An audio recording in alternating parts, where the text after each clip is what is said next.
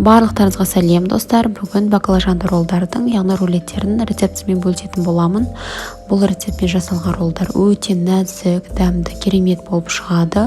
Духовкада жасалған болса да, баклажандарымыз өте нәзік, толықтай піскен болып шығады. Маңызды сәттерді жіберіп алмас үшін видеоны соңына дейін қарап өтіңіздер, әрі менің каналыма тіркелуді ұмытпаңыздар.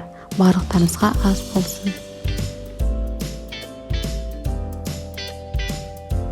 Бізге ең басты ингредиенттерге баклажан, панировочный сухари, жұмыртқа, тұз және де су қажет болады.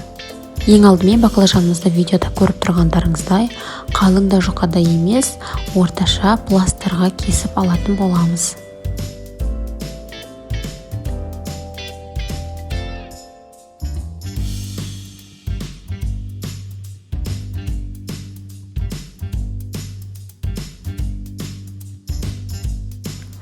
Мінекей нәтижесінде осындай пласттар пайда болады. Бұны ары қарай тұзды суға салып 10-15 минутқа қалдыратын боламыз.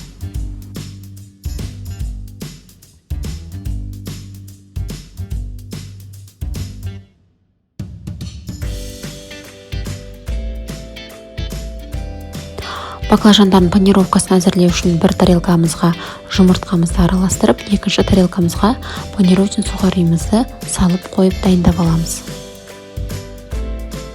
Және де противенімізге алдын ала сұйық май жағып шығамыз. 10-15 минут өткеннен кейін баклажандарымыздың суын төгіп, әрбір баклажанның пластын видеодағыдай бірінші жұмыртқамызға салып, одан кейін панировочный сухаримызға бір жағын осылай аунатып алып, оны противенімізге салып қоятын боламыз. Барлық баклажандарымызды осы ретпен ары қарай жасай береміз.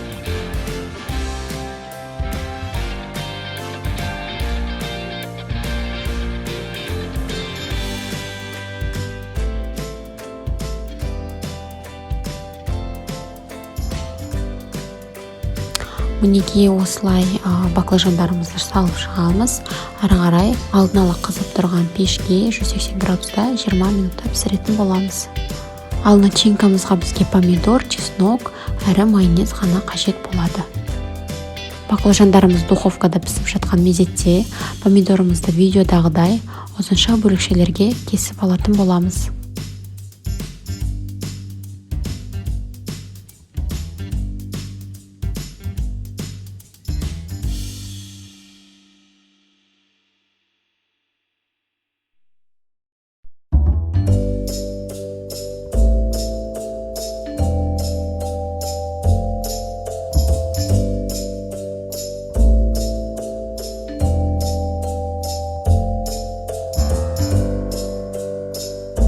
Одан кейін рулеттің ортасына жағатын соусымызды дайындайтын боламыз. Ол үшін майонезге чеснокодавкадан өткен чесногымызды салып араластырып алатын боламыз.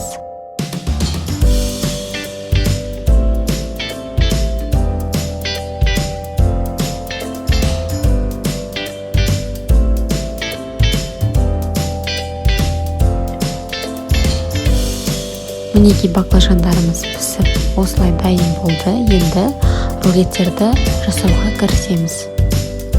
Ол үшін баклажанымызға жаңағы алдында жасалған соусымызды жақсылап жағып, шетіне қызанағымызды орналастырып, видеодағыдай рулеттерімізді жасап шығатын боламыз. Жасалу жолы өте оңай, барлықтарыңызда шығады деген ойдамын. Міндетті түрде жасап көріңіздер, дәмі өте керемет болып шығады. Қонаққа қоюға таптырмас ас болады.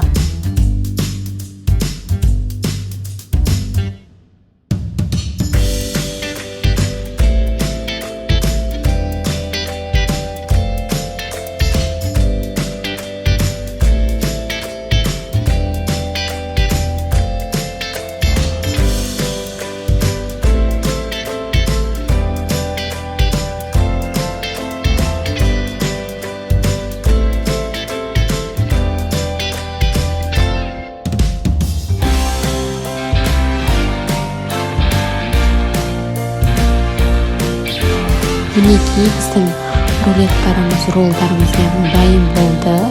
осы видеоны жоғалтып алмас үшін менің каналыма тіркеліп лайк комментарий қалдыруды ұмытпаңыздар. Міндетті түрде осы тағамды әзірлеп көріңіздер. Өте нәзік жұмсақ болып шығады. Барлық